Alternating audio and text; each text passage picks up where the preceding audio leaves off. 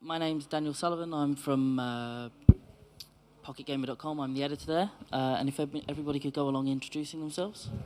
Oh, hi, I'm Stefano. I'm the founder of Renaissance PR. I got a funny Italian accent, and I'm in the industry since 1991, more or less. I was probably not born then, or very close to it.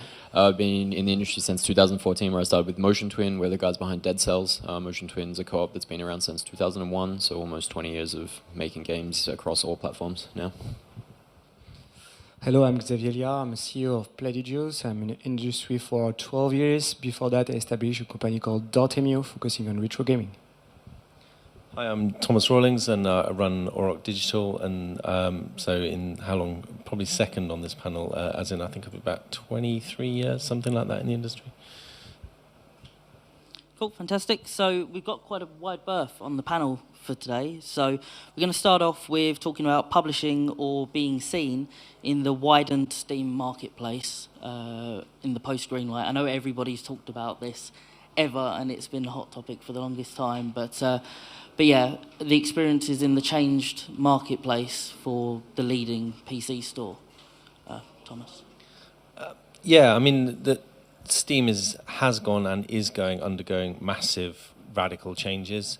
And I think one of the difficulties with the changes to Steam is it's not just a storefront, it's an ecosystem. So when Steam makes a change, there's knock-ons. There's going to be winners, there's going to be losers. So, a few months back, they changed an algorithm, a bunch of indie devs lost a great chunk of their income. I remember seeing a similar thing where, say, on Facebook, where they were trying some stuff out on a feed about how people saw news stories. They tried it out, I think it was in Malta. They tried out this thing, wiped out the Malta publishing industry because nobody was clicking on stories anymore. So the difficulty with being a small company in a large ecosystem is you're very much at the whim of it. And I think that's our biggest thing, is we can do everything we can to try and make our game successful. And you can tick every box. And then you launch out there, and variables you have no control over can sweep you up, down, around, and that makes it exciting, but also deeply frustrating. Yeah, what I can say is that focusing only on Steam is dangerous. We also see that the more platform you reach, the more opportunity you can get. You can also get very strong surprises. For example, I know that a lot of people believe that on mobile you can do revenues for paid game. It's completely wrong. There is some rules to be able to do that. And yeah, so also trying to find the right timing, because if you launch first on Steam and then on console, you will lose a bit of vibes about all this. So yeah, I think it's important to consider globally all the opportunity when you work on your game, and not only not to focus only on the Steam platform. Yeah, I think the big secret about Steam is not really changed at all in the last ever. You really have to know somebody there. If you don't have a contact there, then that's why you need an indie publisher. Disclaimer, we're not a publisher, but we do have me and another two guys who are full-time business, marketing, and generally taking care of getting Dead Cells out there, which we did reasonably well. And one of the big things that we were doing right from day one, well and truly before launch, was contacting Steam directly, networking, trying to get that foot in the door. So the morning of launch, when we somehow managed to remove our game from early access, we were able to just send an email and get that fixed and launch the game successfully. And if you don't have that contact, then either get your ass into gear and get it, or get a publisher. I mean, that's sort of the base rule for me. Yeah, and I completely agree on what you said. His relationship with Steam is quite important, and while there is certain element you cannot control from the other side when you talk about communication, and also find who is your audience first and where your audience go, because you have from one side the relationship with Steam, which is help about what everything you just said. On the other side is where is the audience and who is the audience and which channel you use. So again, there is a lot of conversation during those days about what PR are becoming, what the role of media or content creator influencers. The whole idea is when you do a game, who is for? And then from that moment, then you can start engaging the relationship with Steam and engage with an agency or do everything internally. But the whole idea is identify first who is your audience then. And then the discoverability come on a different level. Because if you have a very niche game, you probably don't need to go to the biggest website of the biggest content creator in the world, because yes, they do millions of traffic, but is your audience there?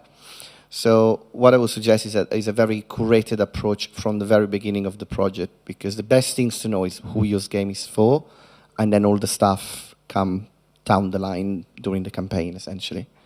With that in mind, obviously there's a role for video games media, but do you approach other forms of media based on the type of game that you're making?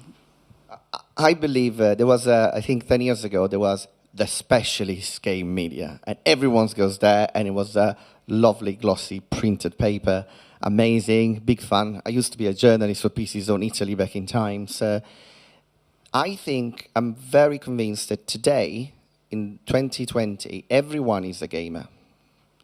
So if everyone is a gamer, you definitely need to go to where these people go. What is your consumer journey?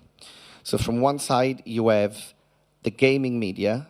We need more gaming media. We need these people to get paid well, and we need to make sure that they can do their own job. So gaming media is still there, and it's still very influential. Less, but still very influential.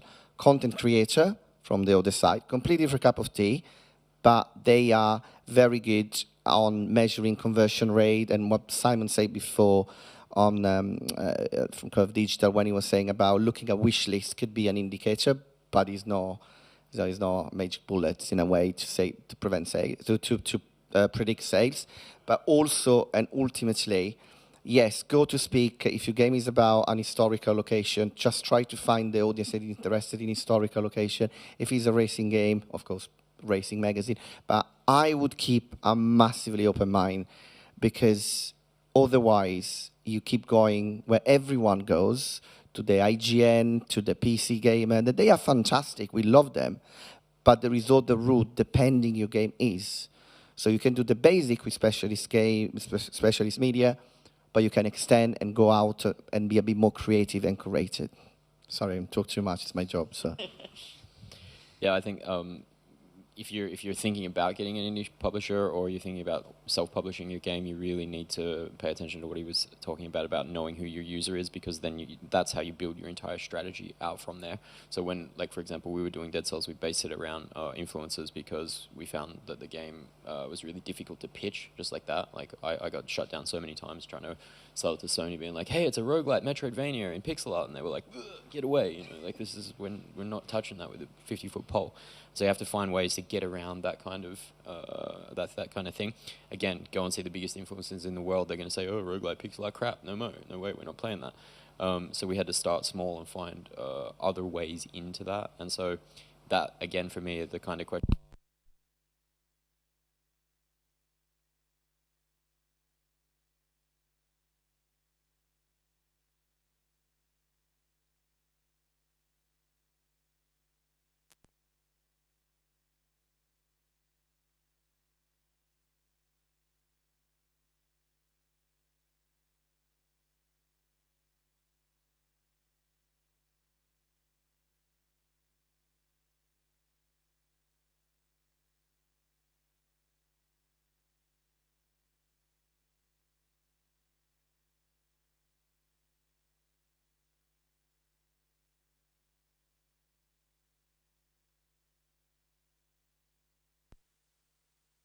Yeah, definitely pick the right tool for the right job if you're thinking about a certain type of medium.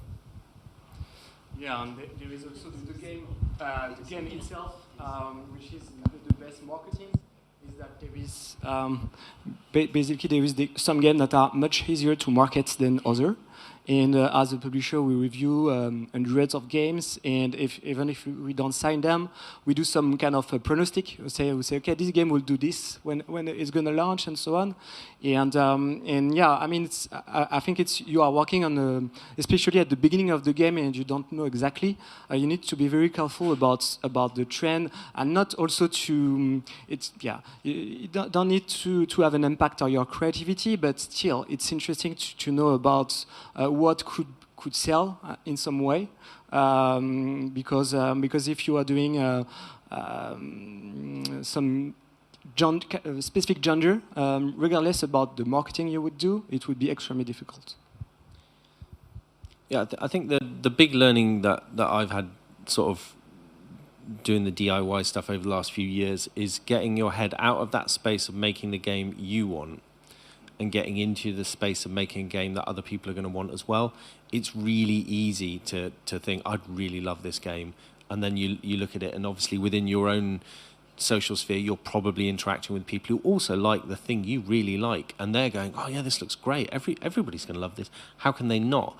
And sure, you release a game and that group of people all love what you've done and they're big fans of it. But that might only be a couple of thousand people. And that's not enough to sustain a business off the back. It's enough to have a little hobbyist enterprise, but it's not enough to sustain a business. The difficulty is it switches the other way, whereas if you go, well, fine, what does everybody want? They want battle royale games. Let's make a battle royale game. Of course, it takes you anything from a year to 2 years to make that game. By the time it comes to market, it's battle royale, but we've set it in a fantasy setting. It just doesn't.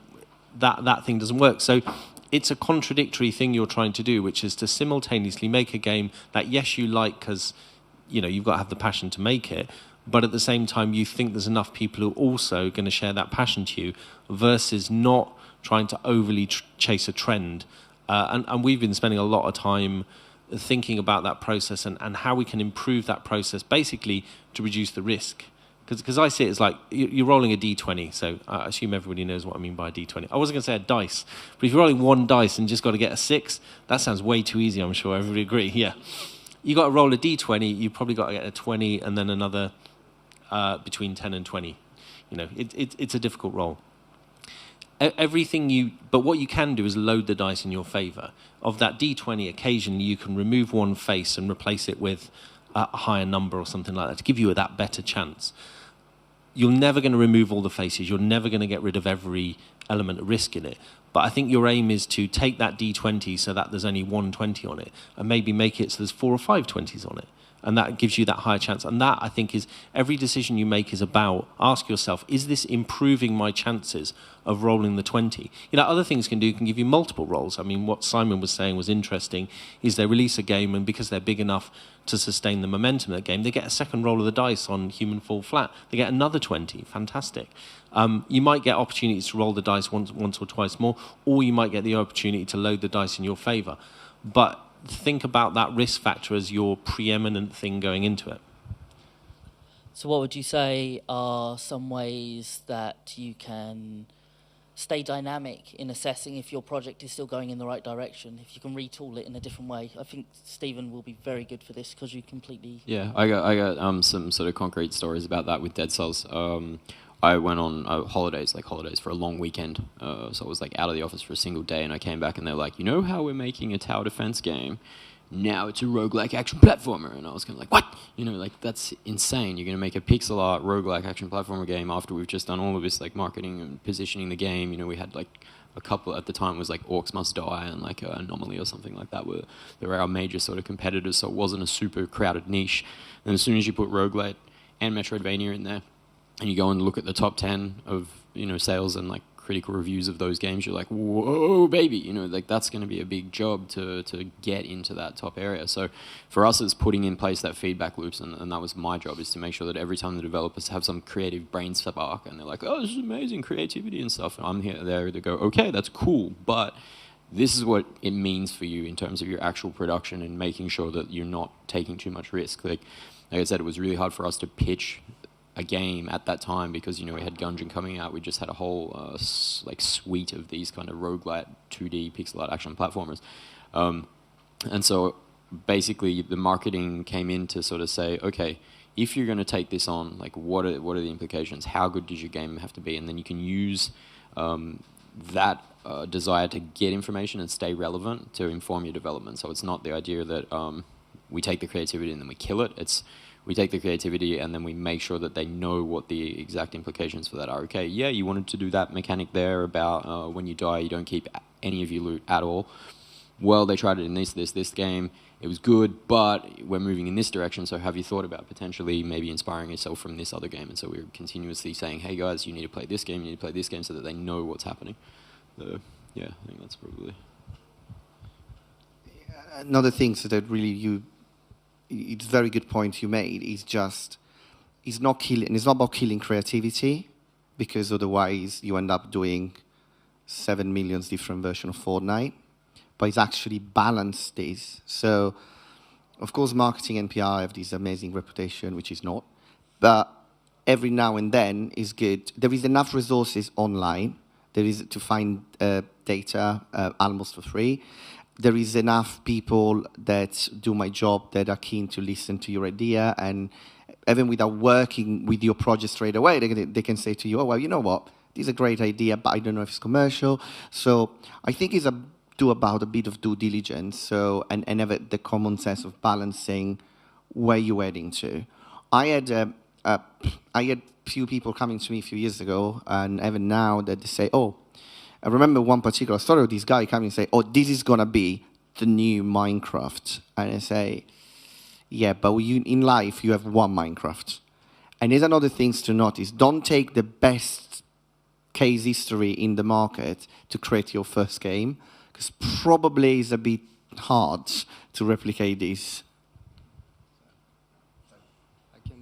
Yeah, totally agree with what you say. And one thing a common thing we have seen of successful game is to have something different, that they are good and what they are doing. For example, we work on the mobile version of Evoland. Evoland, you start in 2D, you open a chest, and then there is a 3D that is unlocked. So you have something really, really new that you can see directly. We also work on cultist simulator, so you build up a cult with cards. That's very nice. And I think that trying to imitate a successful game is not the right way, but trying to understand the overall trends and build a game that could use some trend but with something unique makes a big difference. At least for us, this is really this kind of stuff that we are looking at.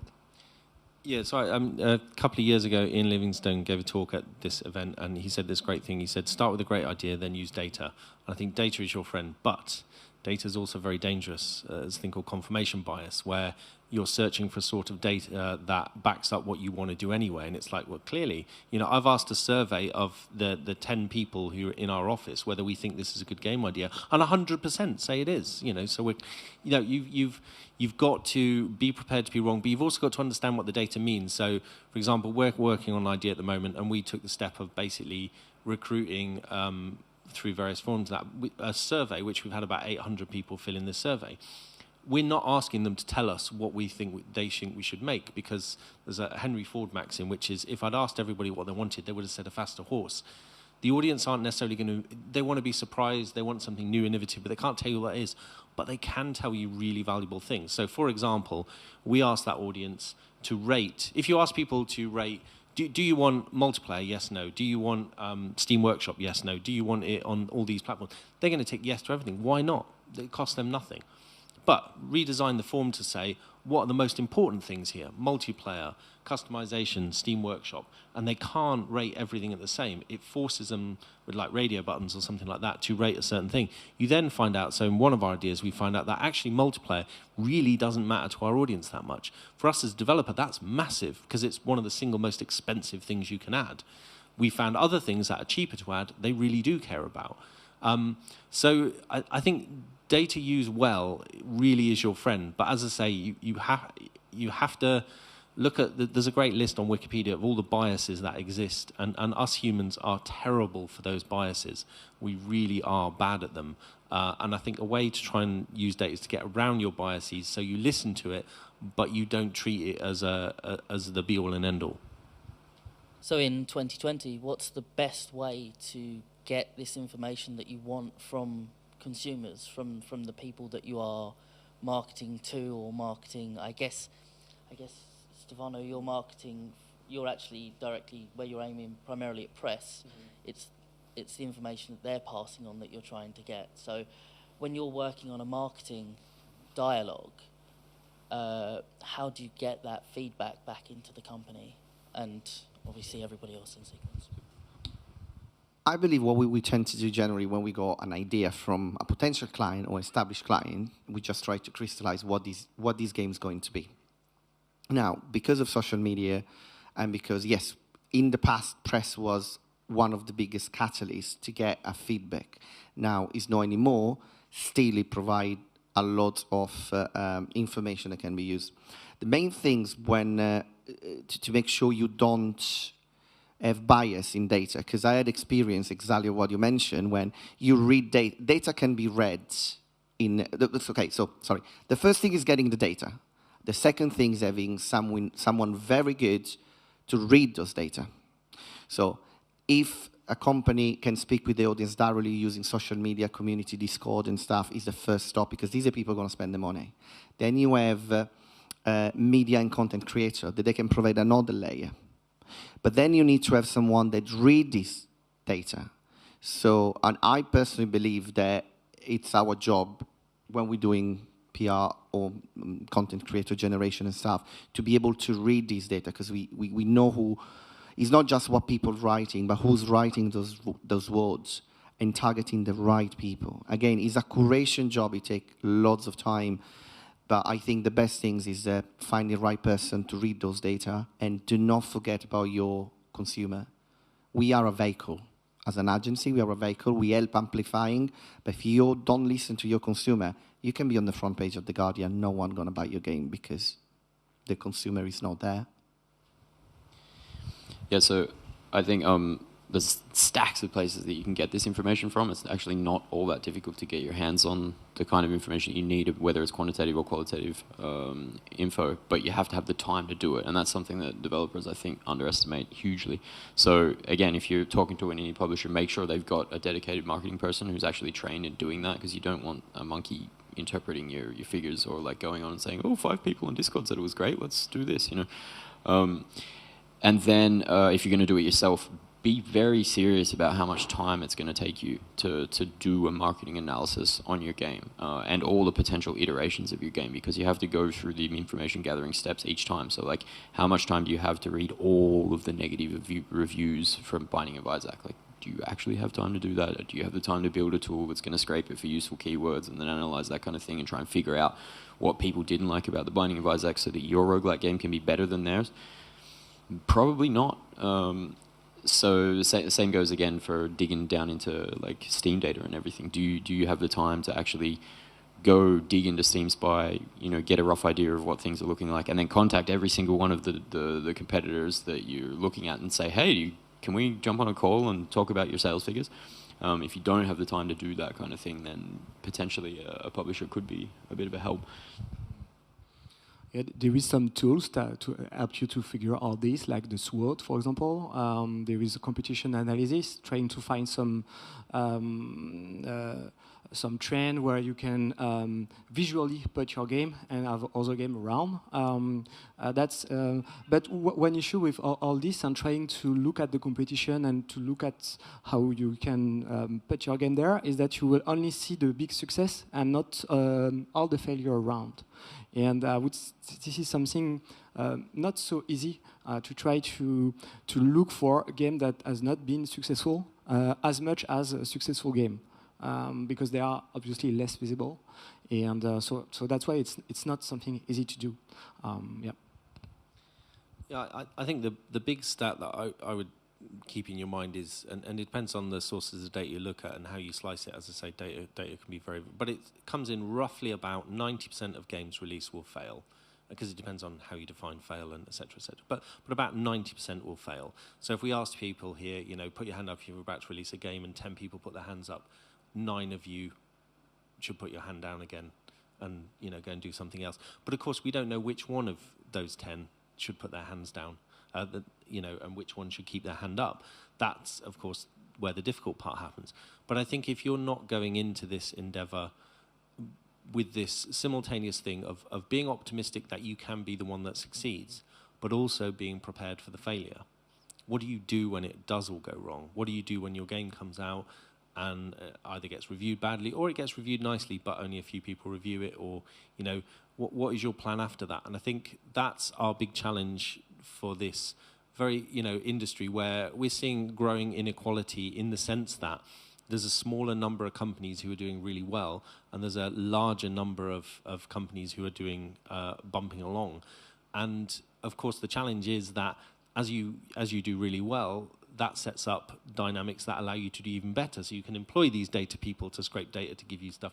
You can have this longer time period of testing and evaluation. You can employ great marketing agencies to come and do all this stuff. So, but the positive I would give on that, none of that is immovable. Just because they have all of the advantages does not mean that it's a foregone conclusion. And the example you take of that is Anthem, produced by an award-winning studio with some of the most experienced game developers ever, produced by a massive publisher with incredibly deep pockets, and yet they still didn't succeed.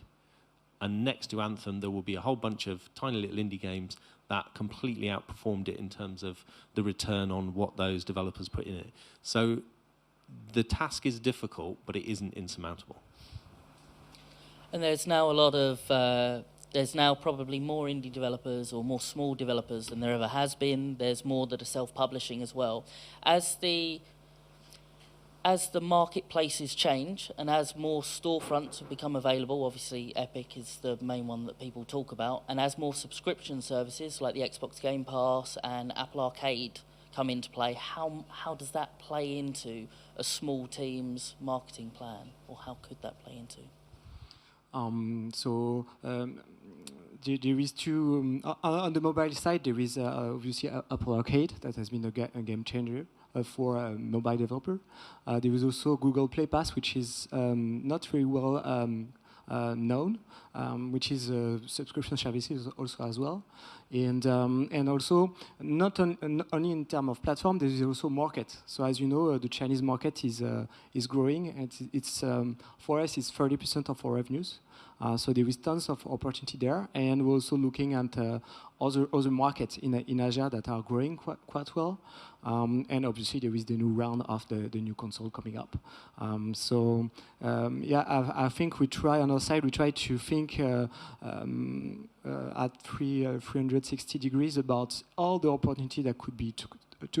So at some time ago there was also Google Stadia, but right now it's a little bit not sure about the future. But we'll see. Maybe there will be new opportunity about that, and yeah. Is everybody done with this one? Yeah, just where these platforms stay in the marketing is actually very important.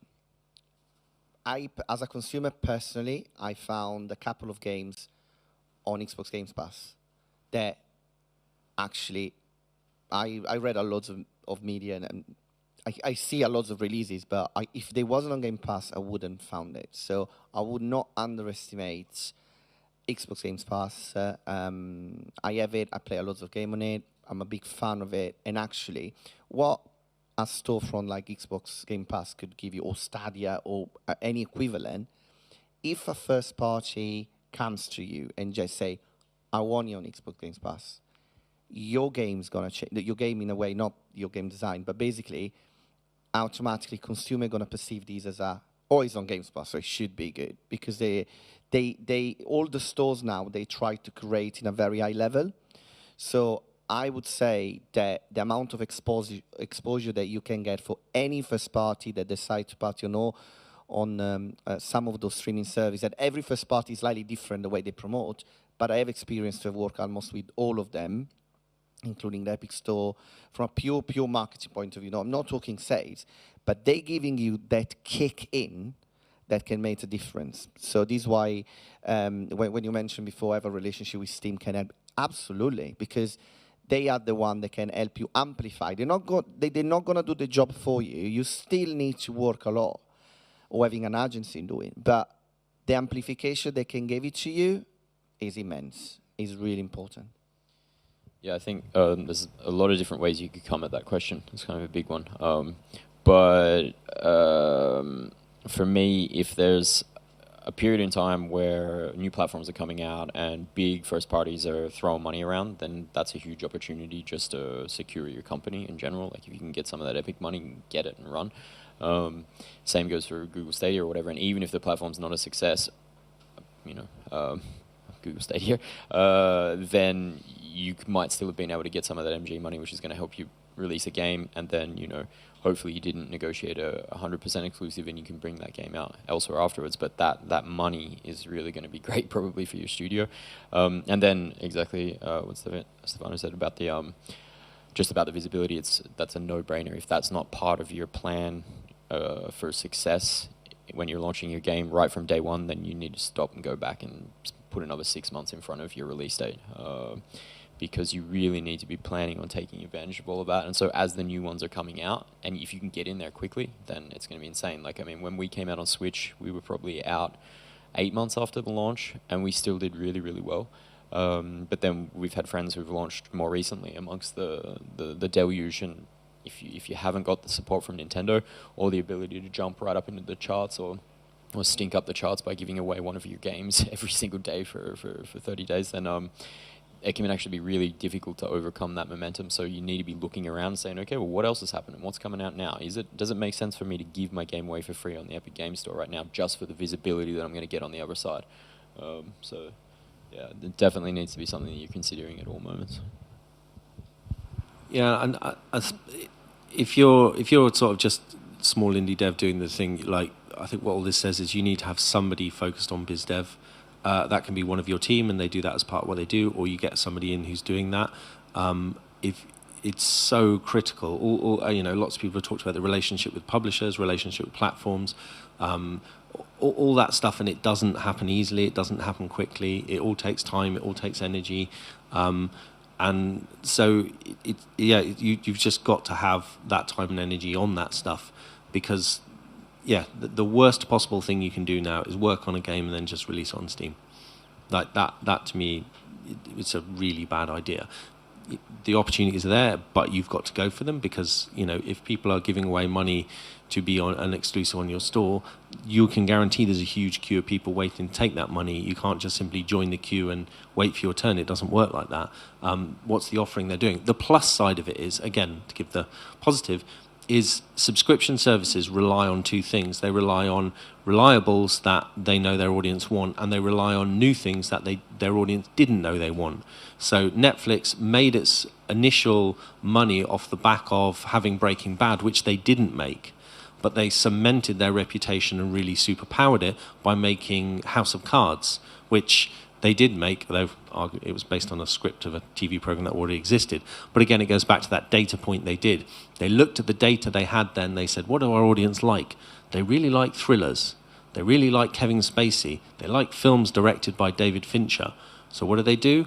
They get an existing script that they know will work. They hire David Fincher to direct the first the first episode, and then produce it, and they hire Kevin Spacey to star in it, and you know, sort of rest is history from there. So you need to be thinking about these meta things beyond the creation of the game.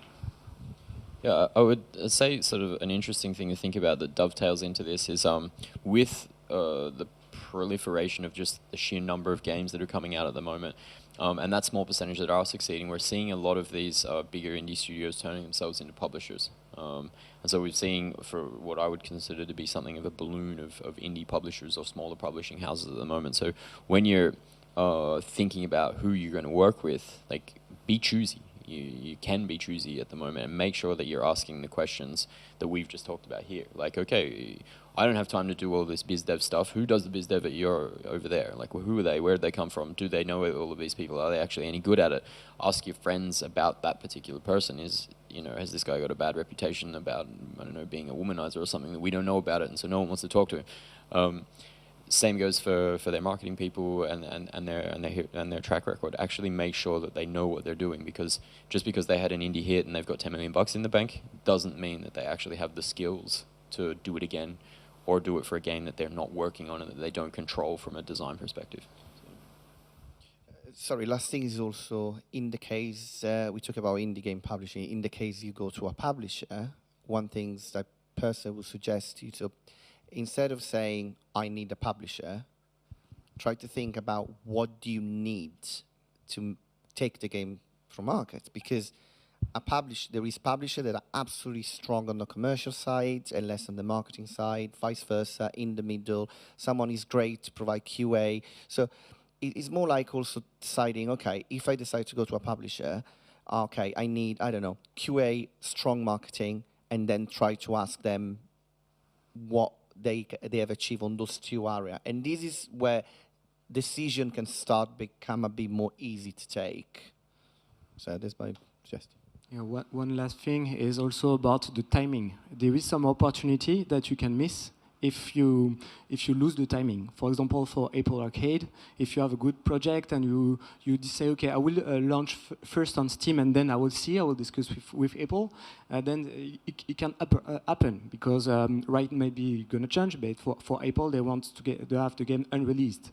And also, for example, the Chinese market, if you launch your game on all countries, including China, then you will lose 50% chance to find a publisher in China because it's already launched. So I think at some point, if you are a manager in this studio, it's good to take some time to think about the global opportunity that are shaping up and try to see and discuss with other friend developer and so on to see what are the opportunities that are time sensitive. The global opportunity and China is something that's come up repeatedly throughout, well, all of today already, everywhere. Every talk you go into, it seems to crop up here and there. How early is getting localization on board and planning for other markets? How early should that be considered now? I think there is two things to consider. The Chinese market is so big right now, so it needs to be in the strategy. And to get a game released officially in China, there is some way, but is that to pass the government approval. And to pass the government approval, you need to avoid a few things. So in addition to purely localization, you need to think about that. For example, skeletons are forbidden. So you need to do some characters. So it's interesting to integrate this very early in your project. Because if you need to rechange a part of your characters and to remove skeleton to put other stuff, you need to keep your creativity, but it's good to think about the localization globally and very, very early. Then, of course, for the text, it costs a lot, especially if you are working on an RPG and so on. So you should think about 10 cents per word. So it could be very, very costly at some point. But it's good to do it rather late in the project, the pure localization, not the game localization, I would say. Because otherwise you will need to pay a few rounds and So very early for the concept and content, but rather late for the purely the text part. So China has just gone past the United States as our biggest market on PC, and so it's over 30, it's almost 35% of our global sales at the moment. And we've been informed that a lot of our sales out of Japan on Switch are probably coming through China as well, because the Chinese are just going over and buying Switches. So it's huge for us.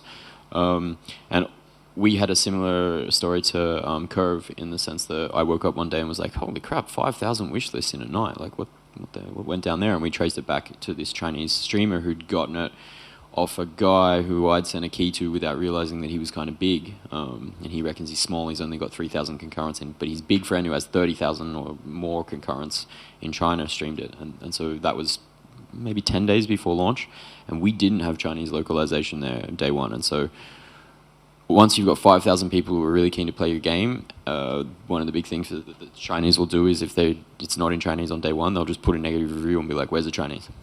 So we knew that if we didn't have Chinese on day one, not only would we not do well in China, but we'd get smashed in general, because there'd be 5,000 angry Chinese people saying, what the hell?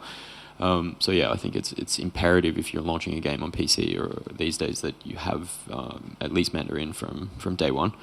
And then the sort of more nuanced stuff that Xavier was talking about thinking, okay, if I do this particular thing now, does that exclude me from being able to do any of this other stuff in the future?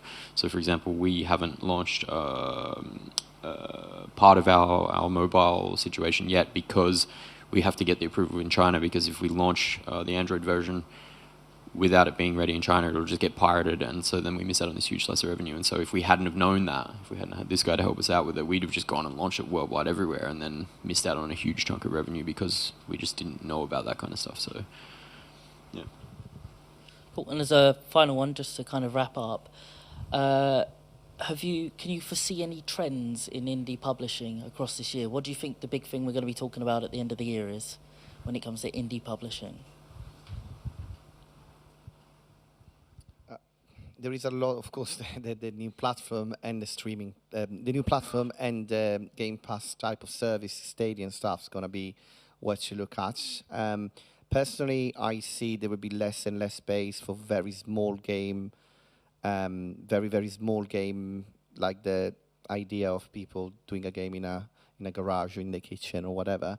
I think the market it's get to a point, there is so many games now, and probably we're going to see in 2020 a bit of, I wouldn't call it failure, but basically a redistribution of content across the different platforms and the type of games that are going to come out. But, just a... I probably would use the word failure. I think that we are seeing something of a bubble for indie publishing at the moment, and I think that there's going to be some reorganization about who's winning in that. I think some of the older, bigger, more ossified groups might rest on their laurels a little bit. I mean, hopefully not, but we have sort of seen a couple of like flagrant examples of that recently. And then there's going to be some small, hungry people that are going to come up and do really well at the beginning, but then not be able to keep it up. So I'm very interested to sort of watch what happens in that indie publishing space over the next year to see whether or not we see any consolidations or some dropouts or people saying, wow, actually shepherding another team through the process of launching a game is hard. Let's just make another game or build another team in-house ourselves, So I think that's potentially something to watch. I also agree that this year might be a bit challenging for indie game, especially because the Switch, that was a kind of a leading platform for indie, is getting very, very crowded. And there is also the new generation of console coming up. So probably next year would be some also good opportunity, because the trend will kind of every time there is a new generation console. It's not always the case for indie, but there is new fresh air in the market. So yeah. So hopefully this year would be still good, but maybe the timing is not the best, I think. I think we'll see a slew of games: Untitled Cat Game, Untitled Bear Game, Untitled Pig Game, Untitled Snake Game. I think we'll see a slew of You Are an Animal, a naughty animal game. But I think I completely agree with what the other panelists have said. I think it's really good advice, with the added thing of the interesting thing, and that's what makes our industry such fun to work in, is there will be the Black Swan game, and by that I mean as in an unexpected event that nobody expected that completely upends it. The Minecraft event, when the Switch first was being mooted, lots of people didn't think it was going to do particularly well, and console were dead articles were all the flavour. So the thing that none of us can see is the other thing that will reshape us. But I can't tell you what it is, because by its very nature, I can't see it. It's a secret. You do know. Yeah. Yeah, I do know. It's in an envelope in my bag.